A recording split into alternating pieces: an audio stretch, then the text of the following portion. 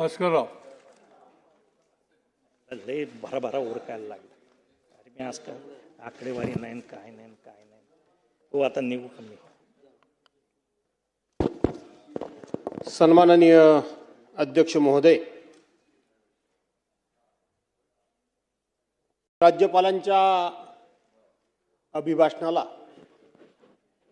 विरोध करण्याकरता, खेद व्यक्त करण्याकरता आणि ज्या सरकारनं या राज्यपालांच्या तोंडून अनेक प्रकारच्या खोट्या गोष्टी वदवून घेतल्या, त्या सरकारचा धिक्कार करण्याकरता म्हणून मी या ठिकाणी उभा आहे.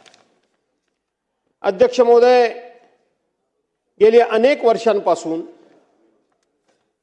प्रत्येक वर्षी हे अर्थसंकल्पीय अधिवेशनाच्या पूर्वी, ते अधिवेशन सुरू होण्यापूर्वी राज्याचे राज्यपाल महोदय हे संयुक्त सभागृहाला, विधान परिषद विधानसभा सदस्यांना एकत्रितपणे एक भाषण करतात आणि त्या भाषणातून एकंदरीत जे सरकार असतं, जे विद्यमान सरकार असतं, त्या सरकारचा भविष्यामध्ये या राज्याला पुढे नेण्याचा दृष्टिकोन काय आहे, या सरकारकडं तरुणांच्या हाताला काम देण्याकरता म्हणून, आत्महत्या करणाऱ्या शेतकऱ्यांनी आत्महत्या करू नये म्हणून, महिलांवर बालिकांवर जे अत्याचार होतात ते अत्याचार होणार नाहीत म्हणून, त्याचबरोबर या राज्यातला न्याय विभाग असेल, प्रशासकीय विभाग असेल, कायदा सुव्यवस्था असेल, या सगळ्याची व्यवस्थितपणे कशा पद्धतीने आखणी, रचना आणि या सगळ्या माध्यमातून या राज्याच्या जनतेला आम्ही कसा दिलासा देणार आहोत असं सांगणारं एक डॉक्युमेंट म्हणजे राज्यपाल महोदयांचं भाषण असतं. त्या वर्षभरातल्या योजनांची आखणी, मांडणी म्हणजे जे राज्यपालांचं भाषण असतं. त्याचबरोबर गतवर्षी राज्यपाल महोदयांनी जे भाषण केलेलं असतं, त्या भाषणामध्ये त्यांनी कोणकोणते मुद्दे मांडलेले आहेत, सरकारनं त्यांच्या तोंडून कोणकोणते विषय वदवून घेतलेले आहेत, त्याची सर्वसाधारणपणे पूर्तता काय झाली, गेल्या वर्षभरामध्ये आपण राज्याची वाटचाल प्रगतीच्या दृष्टीनं कशी करू शकलो, हे त्या भाषणामध्ये मुद्दे येणं किंवा त्या भाषणामध्ये हा विषय येणं, हे सर्वसाधारणपणे आजपर्यंतची प्रथा, परंपरा तुम्ही आम्ही सर्वांनी अनुभवली. परंतु यावेळचं भाषण आपण जर बघितलं तर अध्यक्ष महोदय, आपण देखील माझ्या मताशी जाहीर नाही पण आतल्यात नक्की सहभागी व्हाल किंवा सहमत व्हाल, सहभागी म्हणण्याच्या सहमत व्हाल की यावेळचं राज्यपाल महोदयांचं भाषण हे अत्यंत नीरस होतं, अतिशय बेचव होतं, कोणत्याही प्रकारचं उत्साहवर्धक नव्हतं आणि कोणालाही प्रोत्साहन वाटेल अशा प्रकारचं एकही भाषण त्या भाषणामधला मुद्दा नव्हता. राज्यपाल महोदय यांचं काल संध्याकाळचं वरळी डोममधलं मी भाषण ऐकलं. माननीय राज्याचे राज्याचे उपमुख्यमंत्री कैलासवासी अजितदादा यांना श्रद्धांजली वाहण्याचं मी भाषण ऐकलं. कालचं त्यांचं राज्यपाल महोदयांचं या भाषणाची मांडणी मी बघितली. मला असं वाटतं की ते उत्तम प्रकारचे साहित्यिक असावेत. मला माहीत नाही त्यांच्याबद्दलचं तितकंसं काही मला माहीत नाही, पण त्याची मी मांडणी बघितली तर त्यांचं उत्तम प्रकारचे ते साहित्यिक असावेत असं मला स्वतःला वाटतं. पण राज्य सरकारच्या वतीनं त्यांना दिलेलं भाषण वाचताना मात्र कुठेतरी असं जाणवत होतं की एकदा कधीतरी ही 4 वाक्य लिहून दिलेत तरी वाचावी आणि आपला विषय संपवावा, अशा पद्धतीचं नीरस अशा प्रकारचं भाषण हे माननीय राज्यपाल महोदयांच्याकडून या सरकारनं करून घेतलं. आणि म्हणून या सरकारच्या या भाषणाचा उल्लेख करायचा झाला तर बोलाचीच कडी आणि बोलाचाच भात, यापेक्षा या संपूर्ण भाषणामध्ये काही बोलावं असं काही मला वाटत नाही. घोषणांचा पाऊस तर नेहमीच पडतो, पण घोषणांचा पाऊस पडत असताना अंमलबजावणीचा मात्र पूर्णपणे दुष्काळ आहे. आणि त्याचं व्यवस्थित जर उदाहरण द्यायचं झालं तर प्रत्येक जण डावोस संदर्भात बोलतोय. डावोसला गेले, डावोसला गेले, डावोसला गेले आणि डावोसला जाऊन फार मोठमोठे करार केले, अशा प्रकारच्या घोषणा या ठिकाणी प्रत्येक जण करतोय. अध्यक्ष महोदय, आज आपण आपल्या राज्यातल्या बेकारीचं जर प्रमाण बघितलं तर आज राज्यातल्या बेकारीनं परमोच्च अशा प्रकारचा उच्चांक गाठलेला आहे. केंद्र सरकारच्या राष्ट्रीय करिअर सर्व्हिस सेवा पोर्टलवर आज महाराष्ट्रातील जवळजवळ 25 लाख तरुणांनी त्या ठिकाणी बेरोजगार असल्याची नोंदणी केलेली आहे. हा सरकारी आकडा आहे, हा माझा आकडा नाही. कौशल्य विकास केंद्राच्या आकडेवारीनुसार राज्यामध्ये 2025 मध्ये सुमारे 71 लाख बेरोजगारांनी रोजगारासाठी नोंदणी केलेली आहे. तीच नोंदणी 2024 मध्ये 10,21,000 एवढी होती. म्हणजे एका वर्षात त्यामध्ये 7 पटीनं वाढ झाली. 7 पटीनं वाढ झाली. कसले करार करताय, कसल्या लोकांना रोजगार देताय, काय तरुणांना फसवताय? हे आकडे आज मी जे मांडतोय ते माझे नाही आकडे आहेत, हे सरकारी आकडे आहेत. यामध्ये सुशिक्षित तरुण विशेषतः पदवीधरांमध्ये बेरोजगारीचं प्रमाण हे 11.3% आहे. राज्यामध्ये 11.3% हे ग्रॅज्युएट झालेल्या तरुणांचं त्या ठिकाणी बेकारीचं प्रमाण आहे. महाराष्ट्रामध्ये सुमारे 17% तरुण शिक्षण, रोजगार आणि कौशल्य विकासापासून वंचित असल्याची धक्कादायक आकडेवारी ही आपल्या शासकीय आकडेवारीनंच आपल्या समोर आली. पदवी असूनही उद्योगांना आवश्यक असणारी अशा प्रकारचं कौशल्य नसल्यामुळं त्यांना बिनकामाचे किंवा बेरोजगार म्हणून त्यांची संभावना होते, त्यांची नोंदणी होते. ही महाराष्ट्राला आज बेरोजगार लोकांना रोजगार देण्याच्या संदर्भातली आकडेवारी आहे. अध्यक्ष महोदय, 25-26 ची आर्थिक पाहणी मी केली. महाराष्ट्र सरकारचं हे प्रकाशन आहे. त्या प्रकाशनानुसार मी पाहिलं तर एप्रिल-जून 2025 मध्ये बेरोजगारीचा दर आपल्या राज्यामध्ये होता तो 6.4% होता. पण तोच दर 2020-22 मध्ये 3.5% होता. 2021-22ला जो बेरोजगारीचा दर 3.5% होता, तोच आपल्या कारकिर्दीमध्ये 2025-26 मध्ये 6.4 वर झाला. ही प्रगती म्हणायची राज्याची की अधोगती म्हणायची, हे सरकारी आकड्यातून सरकारनंच ठरवावं. यापेक्षा मी काही जास्त या ठिकाणी बोलू इच्छित नाही. विशेष म्हणजे पदवीधर 11.3 आणि पदवीधर 8.3 तरुणांमध्ये बेरोजगारीचं प्रमाण सर्वाधिक आहे. राज्यामध्ये सर्वाधिक आहे. या राज्यामध्ये राज्यातील शहरी भागात बेरोजगारीचा दर कमालीचा वाढलेला असून डिसेंबर 2025 मध्ये तो 6.7% पर्यंत पोहोचला. हे सरकारी प्रकाशनातून समोर आलेलं आहे. शहरामध्ये ग्रामीण भागापेक्षा बेकारीचा दर किती वाढतोय हे मंत्री महोदय आपल्या लक्षात येईल. ग्रामीण महिलांमधील बेरोजगारीचं प्रमाण 4.2% होतं 21-22ला, ते आता 7.5% गेलंय. आपण राज्यामध्ये रोजगार वाढवला की राज्यामधल्या बेरोजगारांना वाढवलं, याचं कधीतरी आपण आत्मनिरीक्षण मकरनामा आपण करण्याची गरज आहे. कारण आपण ऐकताय शंभूराज देसाई फक्त माझ्याकडे कान ठेवलाय, चेहरा तिकडे ठेवलाय म्हणून तुमचं नाव घेतलं, बाकी काही नाही. बर बर बर. आणि म्हणून हा तसंच करतात.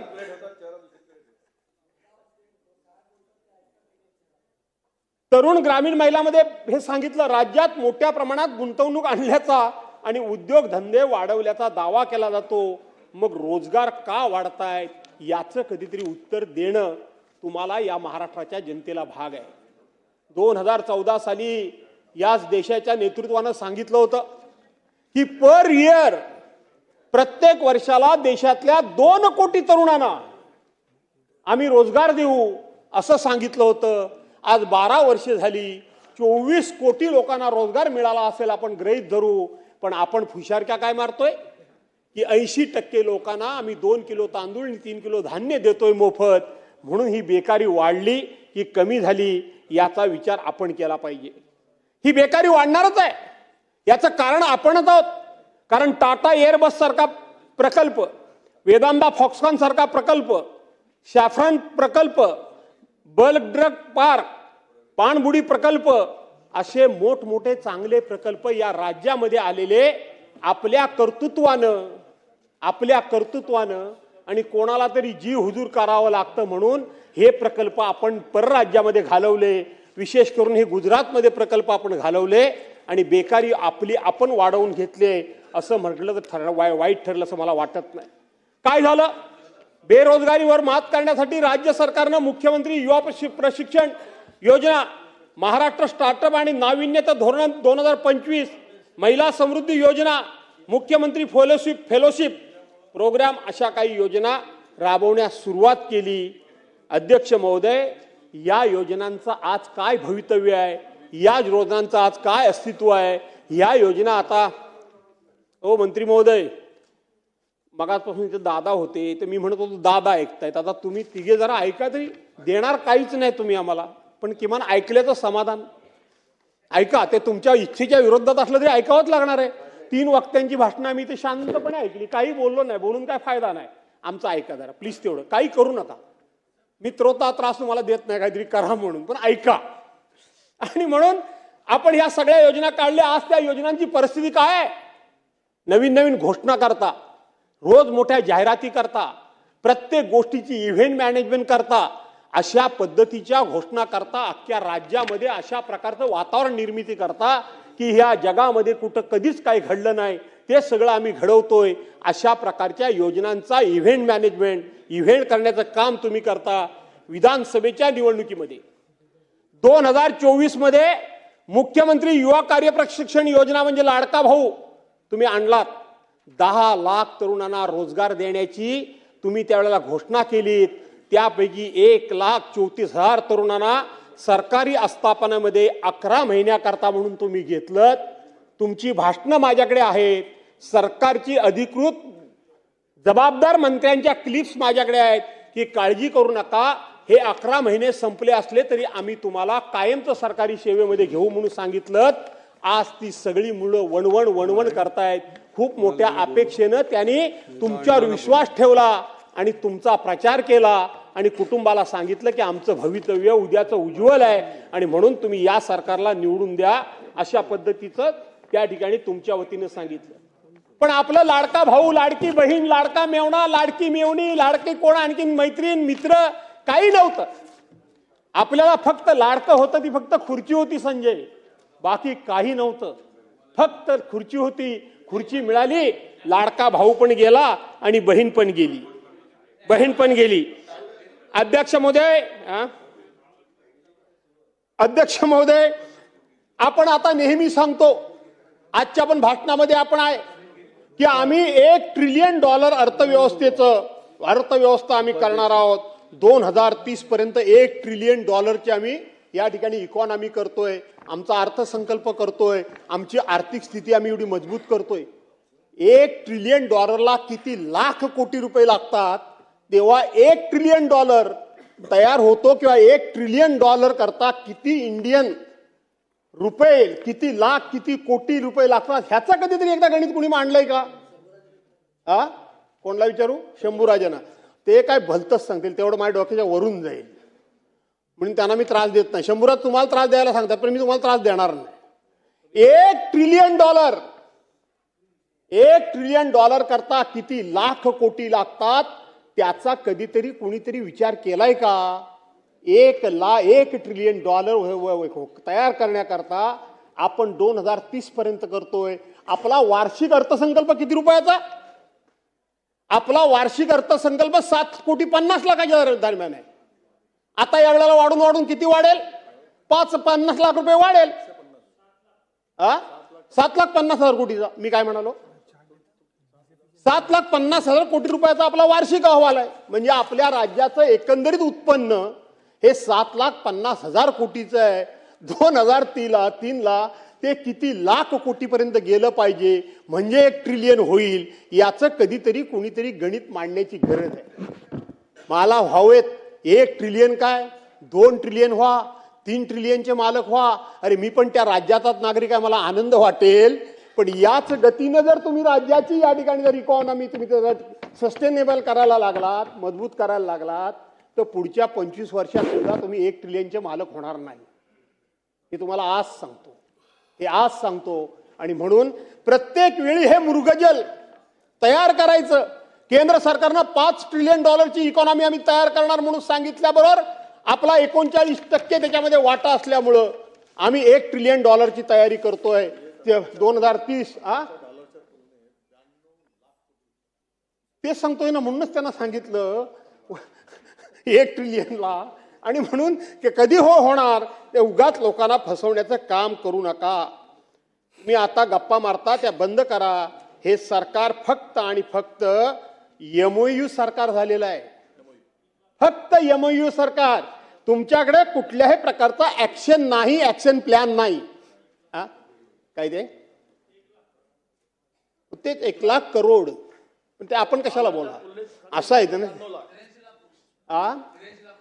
ठीक आहे, पण मग 7 लाख बरोबर आहे.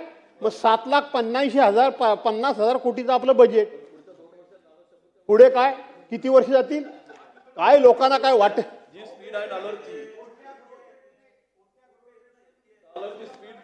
हा ठीक आहे. आणि म्हणून हे सरकार केवळ कागदावरची फुलं असतात. तुमची योजना म्हणजे झिरवळ साहेब, तुमच्या योजना म्हणजे फक्त कागदावरची असतात. ह्या सगळ्या घोषणा असतात. आणि म्हणून आपण अशा पद्धतीच्या घोषणा करून वेळ मारून नेऊ शकतो, निवडणुका जिंकू शकतो, पण आपलं राज्य आपण बलवान, बलकट, मजबूत आणि आर्थिकदृष्ट्या सक्षम करू शकत नाही. आपण आर्थिकदृष्ट्या सक्षम करू शकत नाही.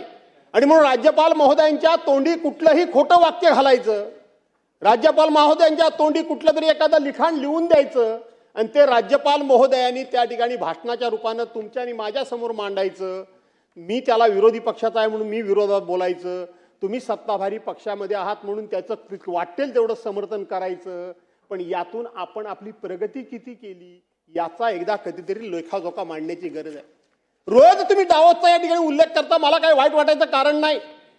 1 लाख कोटीचे आम्ही MOU केले, 15 लाख लोकांना रोजगार मिळणार. 15 लाख कोटीचे केले मागच्या वेळेचे, आता 35 लाखाला मिळणार. काल परवा 30 लाख कोटी रुपयाचे आम्ही MOU केले, 50 लाख लोकांना रोजगार मिळणार. अरे काय चाललंय हे चाललंय काय? आज आपण जर बघितलं तर आपल्या सरकारी नोकऱ्यामधली क्लास 4, क्लास 3 याची जवळजवळ सगळी पदं ही तुम्ही कॉन्ट्रॅक्ट बेसिसवर दिलेली आहात. कॉन्ट्रॅक्ट बेसिसवर दिलेली आहात. आपण फसवतोय लोकांना.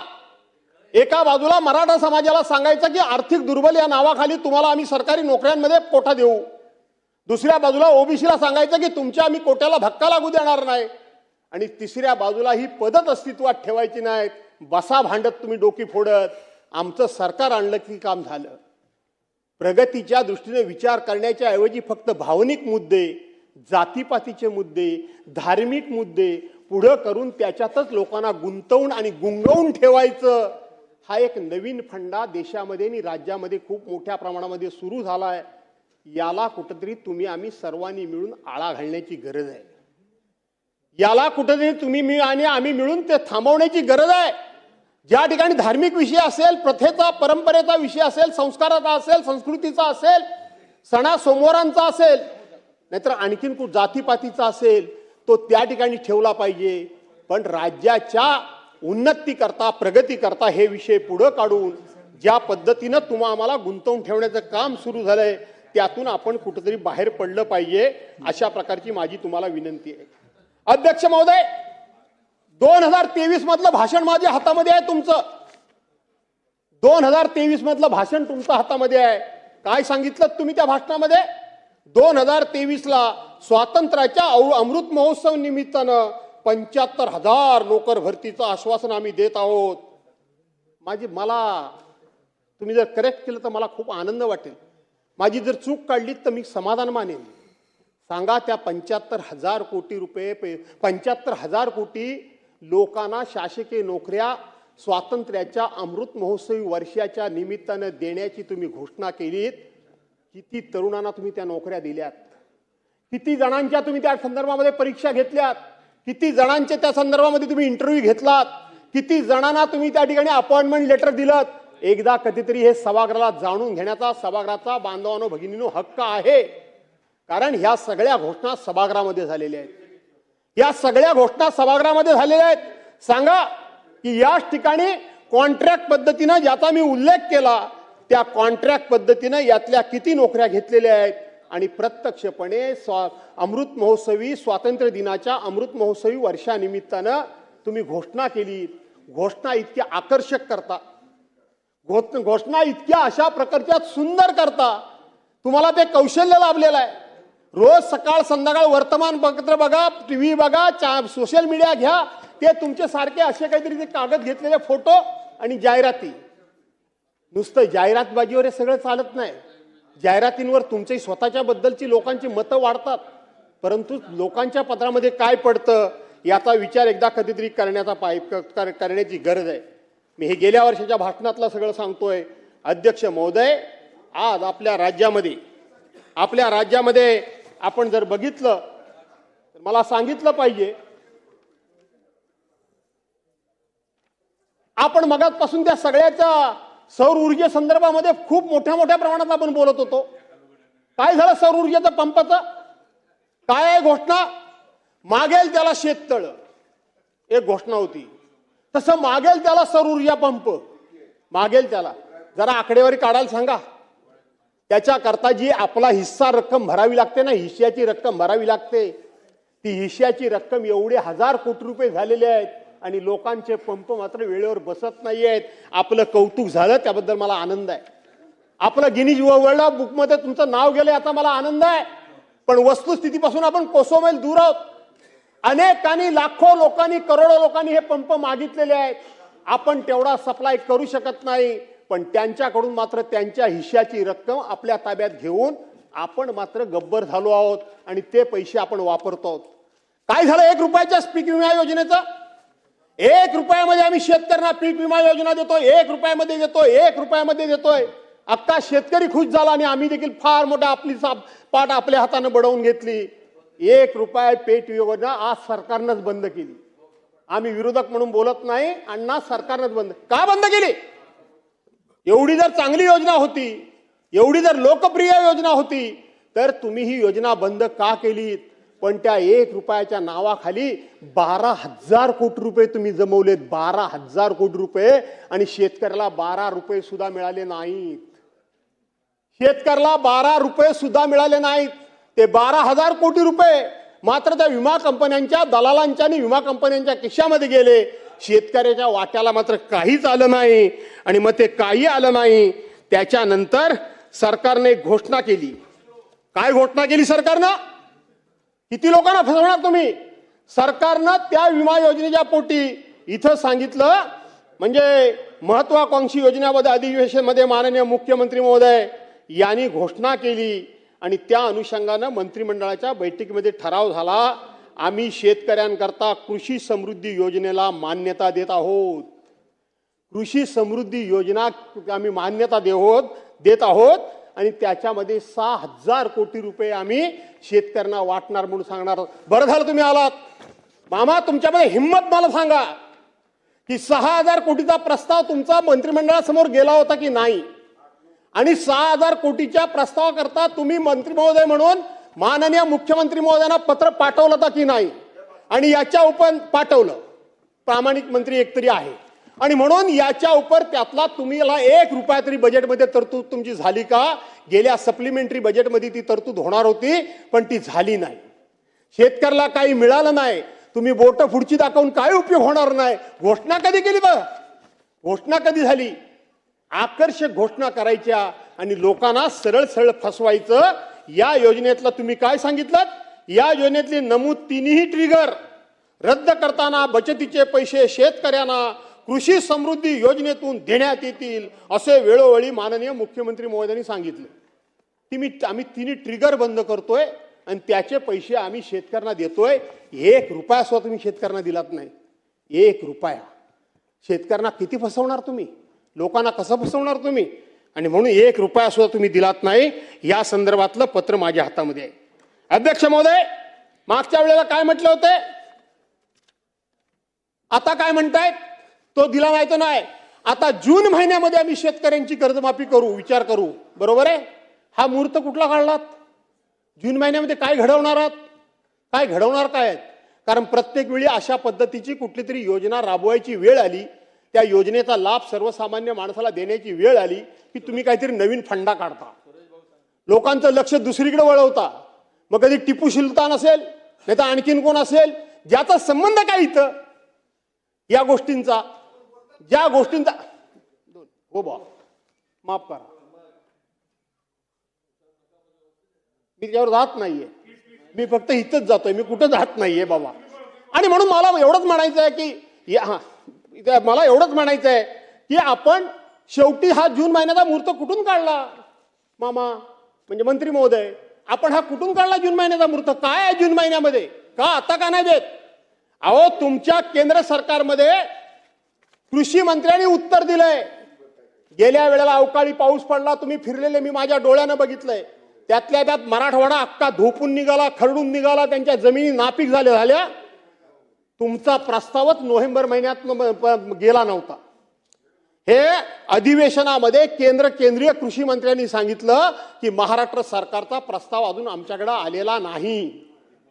आजतागायत केंद्र सरकारनं तुम्हाला मदत 5 पैशाची केली असेल तर या सभागृहामध्ये सांगा. काय शेतकऱ्यांबद्दल तुम्हाला प्रेम आहे? एकदा कळू द्या. शेतकऱ्यांच्या भावनेचा, शेतकऱ्यांच्या भावनेशी खेळण्याचा आणि त्या भावनेशी खेळून स्वतःचं राजकारण करण्याचा तुम्ही फक्त प्रयत्न करता आहात. सांगा तुम्ही की यामध्ये तुम्ही कधी हा प्रस्ताव दिला आणि केंद्र सरकारनं तुम्हाला एक तरी पैसा दिला काय म्हणून सांगा. मी या ठिकाणी कर्नाटकच्या विषयामध्ये जात नाही, सगळ्या ठिकाणी मी या ठिकाणी आणलंय. आज आपण जर बघितलं तर मागील भाषणात माननीय मुख्यमंत्री महोदयांनी प्रशिक्षण योजनेच्या उपलब्धतेचा योजनेअंतर्गत 1,32,000 पेक्षा अधिक युवकांनी प्रशिक्षण घेतलं असं सांगितलं. 2024-25 मध्ये 10 लाख युवकांना प्रशिक्षित करण्याचा ध्येय ठेवला आहे. त्यासाठी 5,500 कोटी रुपयाचं नियतवट केलं आहे असं सांगितलं होतं. या वर्षीच्या भाषणामध्ये या योजनेचा उल्लेखच नाही. या योजनेचा उल्लेखच नाही. विषय संपला, निवडणूक संपली. आता युवक बी काय भानगड नाही. औद्योगिकरणाला पाटलांनी प्रोत्साहन देण्याकरता MIDC मार्फत 3,500चा भूखंड घेत, तो जाऊ दे. आता त्या विषयात मी आता काही जास्त बोलत नाही. नवीन घोषणा, जुन्या वर्षीच्या घोषणा, औद्योगिकरणाला चालना, 10 वर्ष वगैरे वगैरे वगैरे वगैरे वगैरे. अध्यक्ष महोदय, मी म्हणतो म्हणून नाही, या सरकारला 1 वर्ष झालं, 1 वर्ष. आणि 1 वर्ष झाल्यानंतर दैनिक सकाळनी एक आढावा घेतला आणि महायुतीची वार्षिक परीक्षा तुमची घेतली. काय घेतली? वार्षिक परीक्षा महायुतीची सकाळ ह्यांनी वर्तमानपत्राने घेतली. तुम्ही सगळे ढ विद्यार्थी निघालात, सगळे ढ. काटावर सुद्धा तुम्ही कुठं पास झालेले नाहीत. सगळ्या क्षेत्रामध्ये सगळ्या बाजूला तुम्ही पूर्णपणे अपयशी ठरलात. त्यांनी लिहिलंय, सरकारी शाळांमधून मूलभूत सुविधा आणि शिक्षणाच्या दर्जाबद्दल तुम्ही किती समाधानी आहात. नागरिकांनी तुमच्याबद्दल समाधान नाही, नाराजी व्यक्त केली. पाहिजे तर हा सगळा रिपोर्ट असेलच, काय ह्या शेवटी पेपरलाच आलं होतं, पण पाहिजे तर मी ठेवतो. दुसरी गोष्ट, उच्च शिक्षणामध्ये गुणवत्ता आणि रोजगार भिमुख वाढण्यासाठी सरकारच्या धोरणांना तुम्ही किती गुण द्याल? 15 गुण सुद्धा तुम्हाला कोणी द्यायला तयार नाही. शिष्यवृत्ती आणि शैक्षणिक शुल्क पूर्तती फ्रीशिप योजनाचा लाभ गरजू विद्यार्थ्यांना वेळेवर मिळतो आहे का? 9% लोकांनी सुद्धा त्याच्याबद्दल समाधान व्यक्त केलेलं नाही. दुसरा प्रश्न विचारला, सरकारी कार्यालयातील भ्रष्टाचार. सरकारी कार्यालयातील भ्रष्टाचार कमी करण्यासाठी सरकारने केलेल्या उपाययोजना प्रभावी आहेत का? आता त्यावेळेला कोणतरी होय म्हणेल, पण आताच आपण बघितलं की आपल्या सरकारी कार्यालयात काय झालं. काय झालं काय सरकारी कार्यालयामध्ये मला कळत नाहीये. मला हा शॉक आहे की मंत्रालयामध्ये ACBचे अधिकारी प्रवेश कसा करू शकतात? मंत्रालयामध्ये अँटी करप्शनचे अधिकारी जाऊन रेड कशी करू शकतात? मी जरी तुमच्या विरोधी पक्षातला असलो तरी सुद्धा मला हे पटलेलं नाही. मला हे पटलेलं नाही की ACBची एवढी हिंमत कशी होऊ शकते की एका मंत्र्याच्या दालनामध्ये जाऊन, मंत्र्याच्या कार्यालयामध्ये जाऊन रेड टाकण्याची हिंमत त्यांची होते कशी? भले त्याचा तो कोडवर्ड कदाचित त्यांच्या हातामध्ये निघाला असेल. 1 रेषा मारली, जरा जाऊन सांग त्याला, मामा साहेबांनी 1 रेषा मारली म्हणजे 1, 2 रेषा मारल्या 2, 3 रेषा मारल्या 3, हे सगळं जरी खरं असलं तरी सुद्धा, हे सगळं खरं आहे तरी सुद्धा मी ह्या मताशी ठाम आहे की सरकारी अधिकारी मंत्रालयामध्ये जाऊन रेड कसे करू शकतात, कसे करू शकतात. याचा अर्थ तुमच्या दोघांच्या भांडणामध्ये मला वाटतं युवकांचं पण वाटोळं झालंय, शेतकऱ्यांचं पण वाटोळं झालंय, बेरोजगारांचं पण वाटोळं झालंय, सरकारी योजनांचं पण वाटोळं झालंय. ही हिंमत होता कामा नये. का तो बिचारा आदिवासी विभागाचं ते खातं होतं म्हणून त्याला टार्गेट करायचा तुमचा प्लॅन होता, मला माहित नाही, मला माहित नाही. पण तरी सुद्धा ह्या मताशी मी सहमत आहे की अशा पद्धतीची हिंमत अधिकाऱ्यांची होता कामा नये. अधिकाऱ्यांना अधिकाऱ्यांच्याच ठिकाणी ठेवलं पाहिजे. मामा, हे मी तुम्हाला सांगतो, खरं सांगायला गेलं तर मी विरोधाकरता विरोध म्हणून सुद्धा कधीच अशा पद्धतीनं म्हणणार नाही की शेवटी लोकशाहीमध्ये, घटनेमध्ये लोकप्रतिनिधीचा दर्जा आणि मान हा निश्चितपणे प्रशासकीय अधिकाऱ्यापेक्षा वरचाच असला पाहिजे. या मताचा मी ठामपणे आणि मी जाहीरपणे इथं बोलतोय. प्रशासकीय अधिकाऱ्यापेक्षा लोकप्रतिनिधीचा मान, मंत्र्याचा मान हा वरचाच असला पाहिजे. या मताचा मी ठाम आहे. नवीन शैक्षणिक धोरणाच्या प्रभावी अंमलबजावणीत तुम्ही काही नाही, मराठी भाषेचे संवर्धन आणि शाळांमध्ये तिचा वापर वाढवण्यासाठी सरकारने केलेल्या योजना उपयोग का, म्हणजे उपाययोजना योग्य आहेत का? अरे तुम्हाला तर मराठी संपवायचीच आहे, तुम्हाला मराठी संपवायचीच आहे. कोणाच्या तरी नादाला लागून कुठं त्रिभाषा सूत्री कुठं आहे? संपूर्ण देशामध्ये त्रिभाषा सूत्री आहे कुठे? शाळेमध्ये 3 भाषा सक्तीनं शिकवल्या पाहिजेत आणि त्यातल्या त्यात हिंदी शिकवली पाहिजे सक्तीनं. अशा पद्धतीनं देशामध्ये किंवा हिंदी भाषक बेल्टमध्ये सुद्धा अशा प्रकारची जबरदस्ती नाही. हे कोणाच्या डोक्यातून आलं? अगोदर नाही म्हणालात, इकडे तर आमच्या मराठी भाषेला अभिजात भाषेचा दर्जा मिळाला म्हणून स्वतःची पाठ स्वतः ठोकून घ्यायची आणि दुसऱ्या बाजूला त्याच मराठीचं खच्चीकरण करण्याचा तुम्ही या ठिकाणी डाव आखलात. 3 भाषा अख्ख्या महाराष्ट्राने त्या ठिकाणी उठाव केला. 2 ठाकरे बंधू एकत्र आले, अनेकांनी आपले पक्ष बाजूला सारून त्यांना पाठिंबा दिला म्हणून तुम्ही तात्पुरता मागे घेतलेत. काय डॉक्टर नरेंद्र जाधवांचा अहवाल? का डॉक्टर नरेंद्र जाधवांच्या अध्यक्षतेखाली कमिटी नेमण्याचं काय कारण? काय, कशाबद्दल ही नेमली गेली कमिटी? शेवटी मराठी आहे. अरे छत्रपती शिवाजी महाराजांनी सुद्धा त्यावेळेला मराठी शब्दकोश तयार केला होता. आजचं काय सांगताय तुम्ही? मला 17व्या शतकाला सुद्धा त्यावेळेला या मराठी भाषेचा सन्मान त्या वेळेच्या राजा राजवाड्यांनी केलेला होता. छत्रपती शिवाजी महाराजांपेक्षा तर तुम्ही मोठे नाहीत ना? छत्रपती शिवाजी महाराजांपेक्षा तुम्ही दूरदृष्टीवाले नाहीत ना? छत्रपती शिवाजी महाराजांइतका द्रष्टा नेता या जगाच्या पाठीवर कधी होऊन गेला नाही.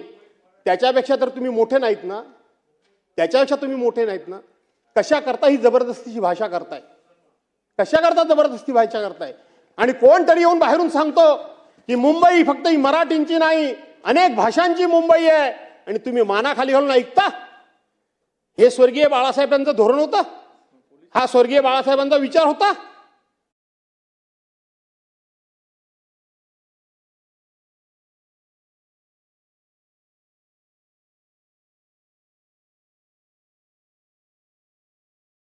हे तुम्हीच केलेलं, सरकारी पैसे देऊन जाहिराती निर्माण केल्या असाल. आम्ही नाही काय केलं. सहकारी संस्थांच्या बाबतीत सध्याच्या सरकारचा दृष्टिकोन काय आहे? सहकार मोडीत काढायचा आहे. काही ठराविक भागामध्ये समृद्धी आली, ही सहकारामुळे आली. काही चुका ह्या प्रत्येक ठिकाणी होतच असतात. त्या चुका झाल्या त्या दुरुस्त करायच्या असतात.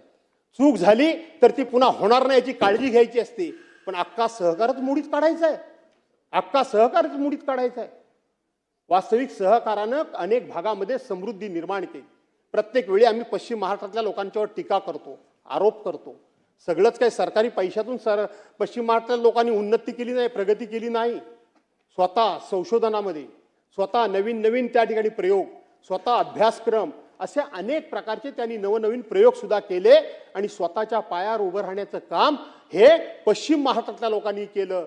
चुका झाल्या असतील, सत्तेचा वापर झाला असेल, सत्ता कुठल्या भागात नव्हती, कुठल्या भागात सत्ता नव्हती, पण त्या सत्तेचा परिपूर्ण उपयोग या लोकांनी केला. आज मोठमोठ्या शैक्षणिक संस्था, मोठमोठ्या दूध संस्था, मोठमोठे साखर कारखाने, अशा प्रकारच्या आणि सूतगिरण्या, अशा प्रकारचे अनेक उद्योग जे उभे राहिलेत, ते उद्योगांमध्ये 95, मला वाटतं 95%, मला पूर्ण माहिती नाही, पण मराठी माणसंच आहेत. कुठून आलीत ती माणसं? मराठी माणसं आहेत ते उद्योग जर अडचणीत आणण्याचा आम्ही राजकीय कारणास्तव जर प्रयत्न केला तर आमच्याच मराठी माणसाच्या पायावर कुऱ्हाड आम्हीच मारल्यासारखी होईल. आणि म्हणून विरोधाला विरोध सगळ्या ठिकाणी करायचा नसतो. आणि म्हणून कायदा आणि सुव्यवस्था, रस्ते पूल तर राजे, आता तुमच्या खात्यात काय चाललंय मला माहित नाही, तुम्ही चांगले आहात, राजे आहात, सगळं काय आहे. वाटोळं लागलंय आमच्या भागात रस्त्याचं, वाटोळं लागलंय आमच्या भागामध्ये रस्त्याचं. आमच्या भागामध्ये इरिगेशनची कामं मोठ्या प्रमाणात नाहीत. आमच्या भागामध्ये दुसरी मागणी काही नाही. आमच्या भागामध्ये कोकणामध्ये फक्त आणि फक्त बांधकाम खात्याशी संबंधित असलेल्याच गोष्टी फक्त मागितल्या जातात. कारण प्रचंड पाऊस पडतो. गेल्या 2-3 वर्षामध्ये विरोधाला विरोध. अरे आम्हाला सुद्धा लोकांनी निवडून दिलंय. माझा प्रश्न आहे सत्ता दिसाना. आज काल परवा 10-15 वर्षापूर्वी तुम्ही सत्तेमध्ये गेला असाल, पण त्याच्या अगोदर या राज्यामध्ये या देशामध्ये काँग्रेसचीच सत्ता होती. पण त्या काँग्रेसच्याकडं राजकारणातली जी सभ्यता होती ना, ती सभ्यता तुमच्याकडे आता राहिलेली नाही. मी माझ्या डोळ्यांनी बघितलंय, मी माझ्या कानानं ऐकलंय. विरोधी पक्षाचा आमदार जर एखादं पत्र घेऊन गेला तर काँग्रेसचा मंत्री तो विरोधी होता, तो माझ्या विरोधातला आहे की विरोधी पक्षातला, ह्याचा विचार नाही करायचा. तो ताबडतोब जर आपल्याला 5 रुपये घेतले, 6 रुपये घेतले, 10 रुपये घेतले तर विरोधकाला न चुकता 7-8 रुपये तरी द्यायचा. मी म्हणतो 5 रुपये तरी विकासाला काँग्रेसवाले द्यायचे. काय असेल, आम्ही तक्रारी केली नसतील. माझ्यासारखा माणूस ज्या वेळेला त्या मतदारसंघातनं सातत्याने निवडून येतो त्यावेळेला मी त्या पक्षाच्या लोकांना त्रास दिलाच असेल ना, मी त्या पक्षाच्या विरोधात काम केलंच असेल ना, मी तिथल्या पक्षांच्या सत्ताधारी पक्षाच्या लोकांना त्या ठिकाणी काही ना काहीतरी माझ्या पक्षाचं वर्चस्व व्हावं म्हणून त्यांचं राजकीय अस्तित्व मी धोक्यात आणलं असेलच ना. मग त्या काँग्रेसच्या कार्यकर्त्यांनी त्यांच्या मंत्र्याकडे तक्रार नसेल केली, त्यांनी तक्रार जरूर केली असेल. ह्या भास्करला कशाला पैसे देता, हा तर तिथं जाऊन कामं करतो आणि आपल्या सरकारच्या विरोधात बोलतो. पण काँग्रेसची जी काही एक परंपरा होती, एक सभ्यता होती, ती ऐकून ठेवा. काँग्रेसवाले काय म्हणायचे, आम्ही जे पैसे देतो, आम्ही जे काम करतो अध्यक्ष महोदय, ते त्यांचं व्यक्तिगत काम करत नाही. आम्ही लोकशाही मानतो आणि लोकांनी त्यांना निवडून दिलंय.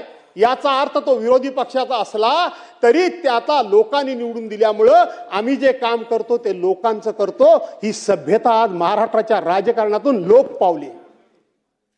ही सभ्यता महाराष्ट्राच्या राजकारणातून नाहीशी झाली आहे. यातून महाराष्ट्राचं काही हित होणार आहे असं नाही, यातून महाराष्ट्राचं काही भलं होणार आहे असं नाही, यातून महाराष्ट्राची काही उन्नती फार होईल असं नाही. कुठल्या भ्रमात वावरतात तुम्ही. शरीरातला एखादा भाग जर विकलांग झाला, एखादा भाग जर अधू झाला, एखादा भाग जर निकामी झाला तर पूर्ण क्षमतेनं त्या माणसाला काम करता येत नाही. या राज्याचे आपण विविध प्रकारची विविध अंग आहोत, त्यामुळे एकाला कोणाला तरी अशा पद्धतीनं तुम्हाला अधू करून चालणार नाही. राज्य पुढे घेऊन जायचं असेल तर सर्वांना बरोबर घेऊन जावं लागेल. अशा पद्धतीची मी आपल्याला विनंती करतो. आज आपण छत्रपती शिवाजी महाराजांचं नाव घेता. काय झालं 2016ला याच ठिकाणी छत्रपती शिवाजी महाराजांचं आरमार, छत्रपती शिवाजी महाराजांचं स्मारक, जगामधलं प्रसिद्ध स्मारक म्हणून आम्ही समुद्रामध्ये उभं करणार आहोत. कुठं गेलं ते स्मारक, काय झालं त्या स्मारकाचं, किती निवडणुका झाल्या, देशाच्या पंतप्रधानांकडून तुम्ही भूमिपूजन करून घेतलं. कुठं आहे छत्रपती शिवाजी महाराजांचं स्मारक, कुठं आहे इंदू मिल मधलं डॉक्टर बाबासाहेब आंबेडकरांचं स्मारक, कुठं आहे स्मारक ते. अशा पद्धतीची अनेक ठिकाणची अनेक स्मारक आज तुम्ही या ठिकाणी बंद पाडलेली आहात.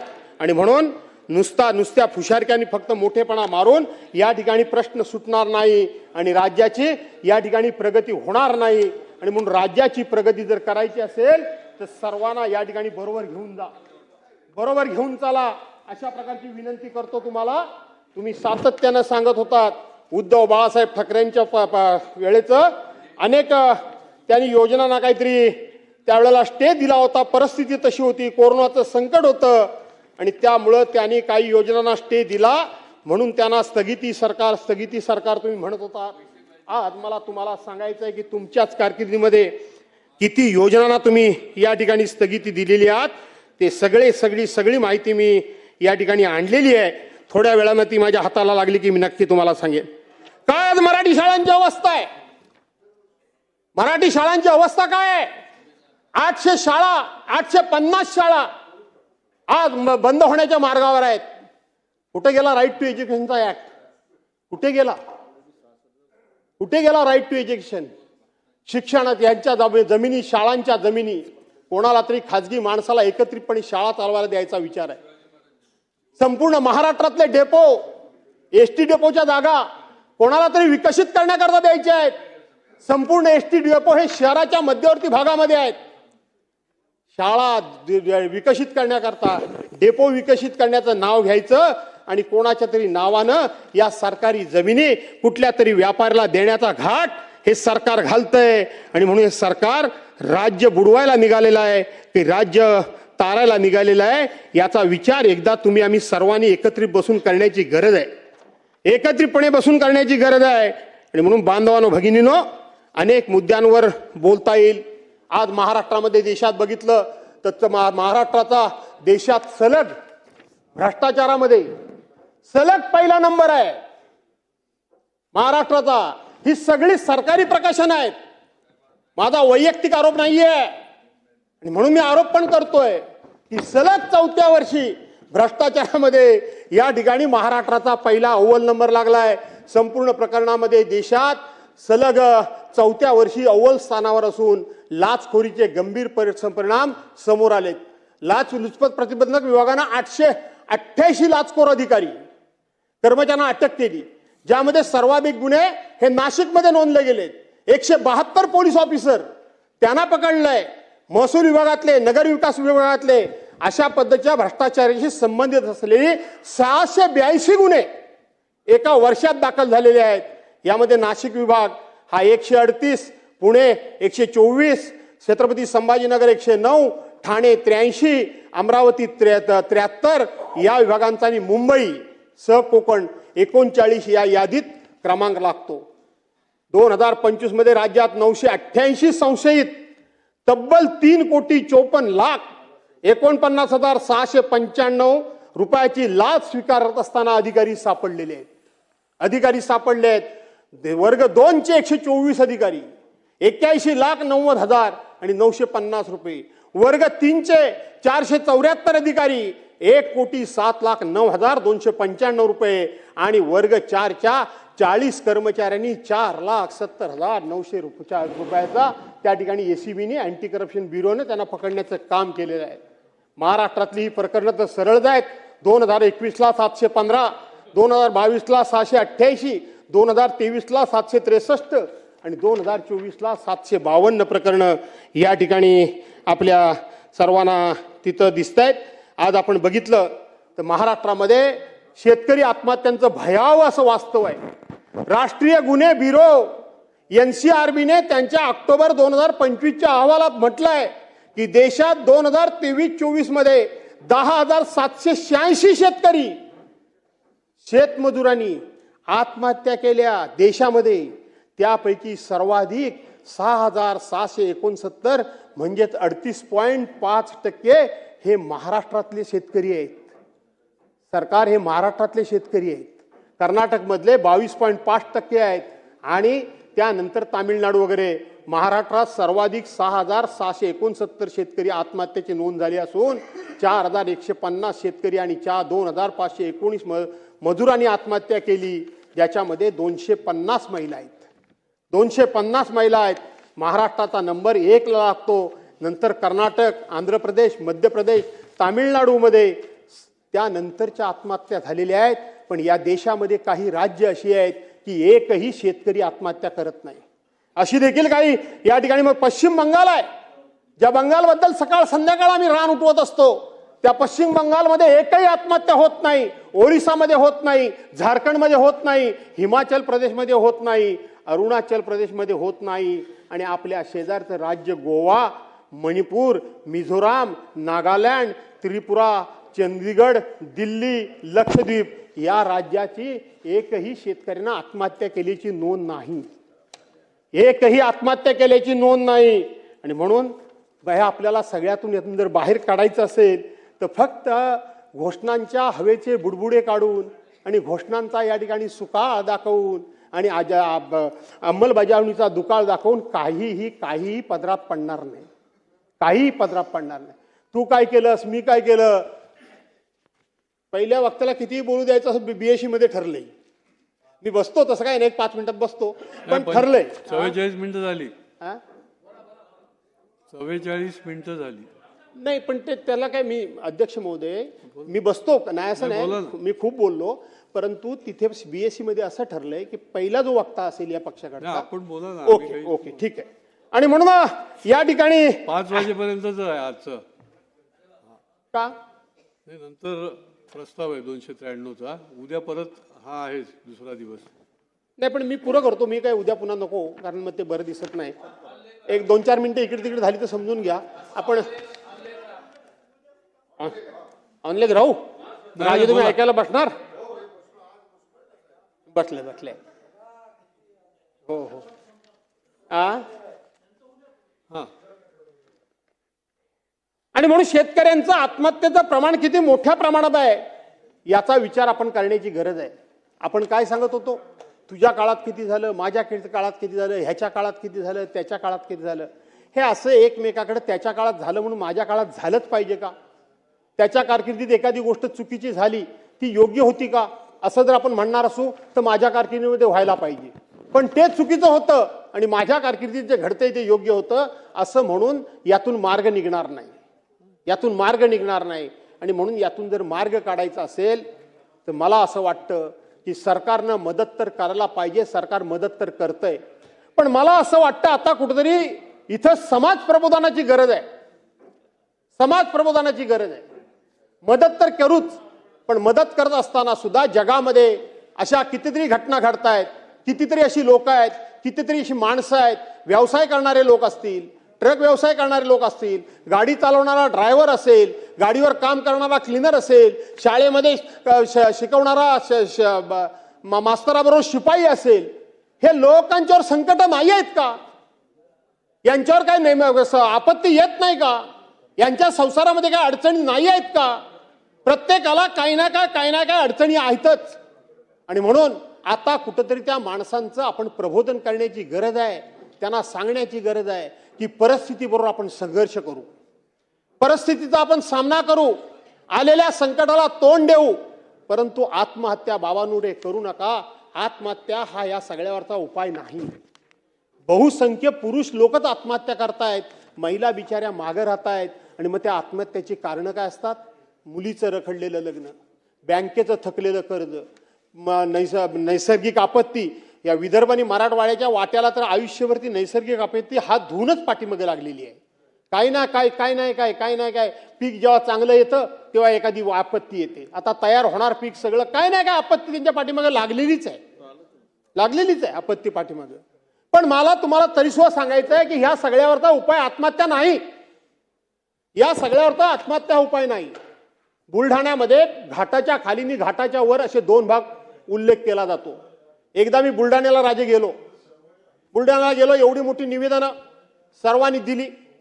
मी त्यावेळेला मंत्री होतो. मी आपली निवेदनं घेतली आणि मी निघालो.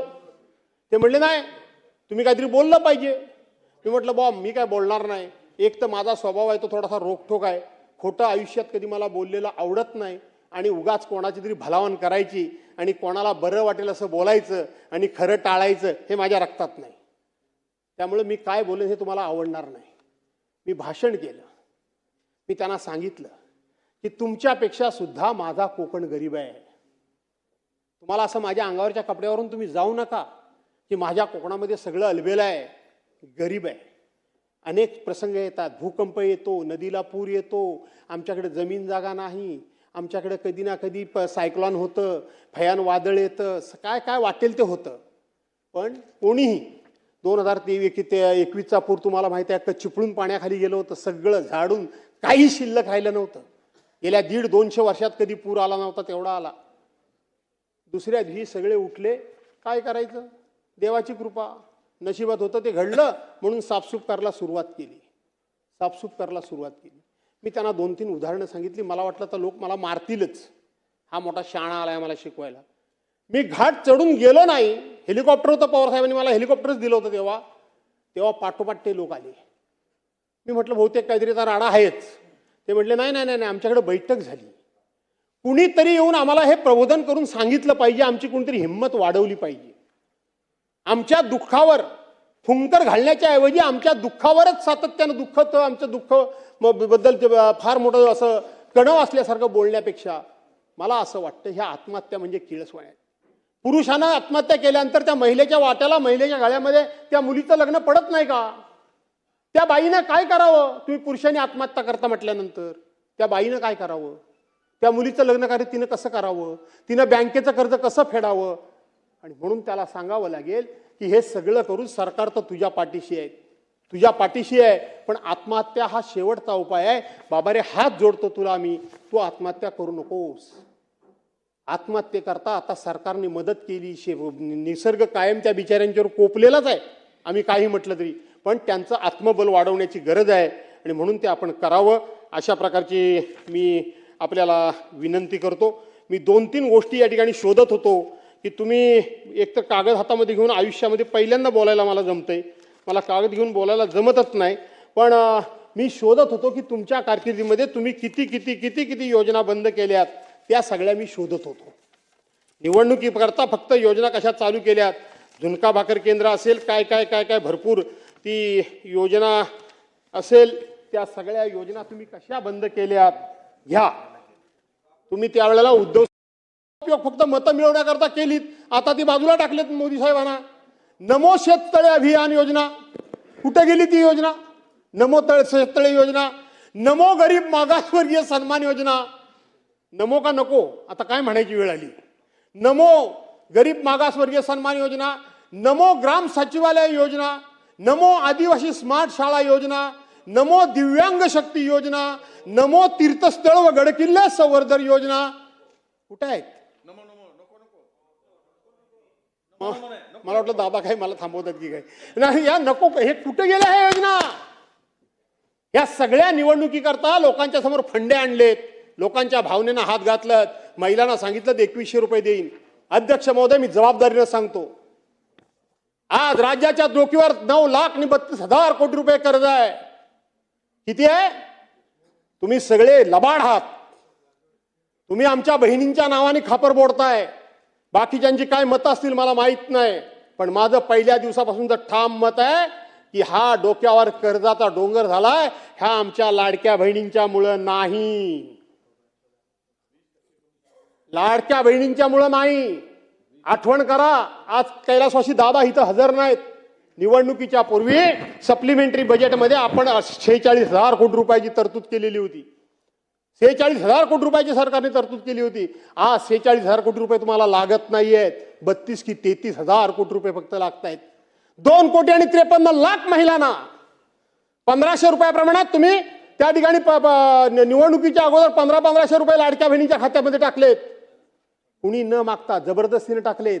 आज त्यातला आकडा थोडाफार मागं पुढे होत असेल राजे, पण 57 लाख महिलांना तुम्ही वेगवेगळी कारणं सांगून कमी केलं. 57 लाख महिलांना तुम्ही त्या योजनेपासून आता बाजूला केलं. कसा वाढतो आकडा तुमचा? 46,000 कोटी रुपये 2,53,00,000 महिलांकरता लागत होते, आज 57 लाख महिला कमी झाल्या. कसा लागतात एवढे तुम्हाला पैसे? फसवताय तुम्ही. तुमचा भ्रष्टाचार एवढा आहे, एका एका कामामध्ये टक्केवाऱ्या तुमच्या एवढ्या आहेत. काय झालं घोडबंदरच्या रस्त्याचं? सुप्रीम कोर्टाने तुमच्या कानपडात मारली. 6,200 कोटी रुपयाचं टेंडर तुम्ही काढलं, सुप्रीम कोर्टापर्यंत विषय गेला, डिटेल्स मी सांगत नाही.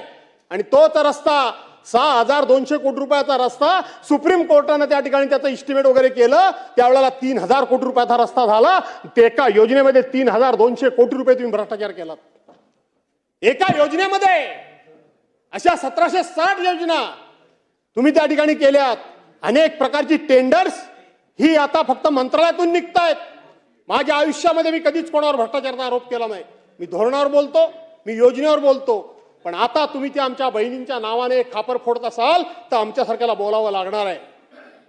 अजिबात या लाडक्या बहिणींमुळे तुमचं सरकार अडचणीत नाही. तुम्हाला हळूहळू या बहिणींमुळे सरकार अडचणीत आहे. बहिणींमुळे सरकार त्या ठिकाणी कर्जबाजारी झाले म्हणून तुम्हाला योजना बंद करायची आहे. नाही, आजच्या दिवशी तर मी सांगेन तुम्ही निवडणुकीच्या पूर्वी बोलला होतात 1500च्या ऐवजी 2100 देईन. उद्याच्या अर्थसंकल्पामध्ये अजून तो प्रिंट झालेला नाही अर्थसंकल्प. तो कधी होतो तो मला चांगला माहिती आहे, अजून झालेला नाही मामा. अरे कसा होईल मला माहिती नाही तो कधी होतो तो. आणि म्हणून आता 2100 रुपये द्या 2100 रुपये. तुम्हीच बोलला होता शेतकऱ्यांची कर्जमाफी, तुम्हीच बोलला होता. कुठला काढला जून महिना शोधून? जून महिन्याला कुठला मुहूर्त येणार आहे? उद्धव बाळासाहेब ठाकरेंना तुम्ही वाटेल त्या परीने दोष द्या, माझं काही म्हणायचं नाही मला. परंतु कोरोनाच्या कालावधीमध्ये त्या काम केलेल्या माणसानं शेवटी तुम्हाला त्याची जाणीव नसली किंवा आठवण राहिली नसली तरी महाराष्ट्राच्या ते मनामध्ये आहे. पण 2 लाख रुपयाचं कर्जमाफी होतात तुम्ही त्या मंत्रिमंडळामध्ये. 2 लाख रुपयाची कर्जमाफी. त्याच्या अगोदर कर्जमाफी होत होती तेव्हा 73 प्रकारचे दाखले लागत होते. 73 प्रकारचे दाखले लागत होते. पण उद्धव बाळासाहेब ठाकरेंच्या सरकारमध्ये एका ऑर्डरवर 2 लाख रुपयाची कर्जमाफी एका क्षणात शेतकऱ्यांची झाली. कोणाचीही कुठल्याही प्रकारची तक्रार आली नाही आणि भ्रष्टाचाराची पण तक्रार आली नाही. त्यांनी प्रोत्साहनपर योजना, जे प्रामाणिकपणे कर्ज भरतात, आपण ज्यांना भरणं शक्य नाही त्यांना मदत करतो, पण जे प्रामाणिकपणे कर्ज भरतात त्यांना सुद्धा प्रोत्साहन दिलं पाहिजे आणि त्यांना सुद्धा कर्ज भरण्याकरता उद्योगदूत केलं पाहिजे. म्हणून 50,000 रुपयाची योजना त्याच वेळेला जाहीर झाली. काढून बघा बजेटचं पुस्तक, सरकार पडलं त्याच वेळेला 6,000 कोटी रुपयाची तरतूद त्या बजेटमध्ये तयार झालेली होती, त्या बजेटमध्ये झाली होती. म्हणून या राज्यपाल महोदयांच्या भाषणातून तुम्ही लोकांना फसवण्याचे जे काही उद्योग केले ते जरा बंद करा. पण मी तुम्हाला आता सांगतो की तुम्हाला आता भविष्यात हे फसवण्याची गरजच नाही. राज्यपालांचं भाषण चांगलं ठेवण्याची गरजच नाही. आता तुम्ही नवीनच फंडा काढला. नुकत्याच झालेल्या निवडणुकीचं उदाहरण उद्याच्या उत्तराच्या भाषणामध्ये या ठिकाणी दिलं जाईल आणि आम्हाला ऐकवलं जाईल. हे आम्हाला माहिती आहे. काय तुमची समाजामध्ये पद राहिले, काय तुमच्या पक्षाचं महत्व राहिलंय, काय तुम्हाला कोणी निवडून दिलं, कोणी आम्हाला निवडून दिलं नाही. नगरपालिकेमध्ये मी 1 मिनिटात अटकतो फक्त काय ते नाही मी ऑनलाईन राहत नाही. मी राहिलो तर बरेच मुद्दे आहेत पण नको आता ऑनलाईन नको. मी आता संपवतो. आणि म्हणून तुम्हाला मतं कोणी दिला नाही. नगरपालिकेला, नगरपंचायतीला, महानगरपालिकेला, जिल्हा परिषदेला, पंचायत समितीला कुणी मतं दिला नाही म्हणून मी जोरजोरानं सांगाल. मामा आतला आवाज जरा विचारा. इतके वर्ष तुम्ही आम्ही सगळेच राजकारणामध्ये आहोत. अरे काय हे मतामागं पैसे तुम्ही वाटप चालवलं, हे काय चालवलं आहे काय? पर मतामागं तुम्ही वाटप काय चालवता, काय चाललंय ह्याचं बुमरँग होणार आहे. आम्ही काँग्रेसला शिव्या देत होतो त्या काळात, भाजप आणि शिवसेना आम्ही एकत्र होतो. पर मताला पैसे. आता तर त्याच्या पुढचा फंडा, ईव्हीएम संपलं, मतचोरी मतदारातली कमी जास्त करणं हा विषय संपला. आता मताला पैसे वाटणं संपलं. आता तुम्ही समोरचा उभा राहिलेला उमेदवारच मागे घ्यायला लावता, बिनविरोध करता. अरे करताय काय या लोकशाहीचं? त्या मताला काय किंमत राहणार आहे की नाही? जर मतदानानं जर एखादा सदस्य निवडून आला नाही तर त्याच्या भागातला जो कोणी मतदार असेल किंवा नागरिक असेल तो त्याच्या दरवाजात कुठल्या तोंडानं जाणार?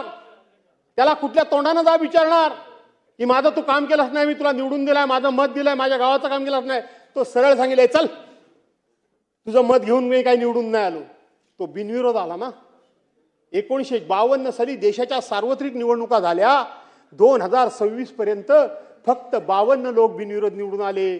पण एकट्या परवाच्या महानगरपालिकेच्या निवडणुकीमध्ये तुम्ही 68 लोकांना बिनविरोध निवडून आणलं. अरे संविधान तुम्हाला काय मान्य आहे की नाही?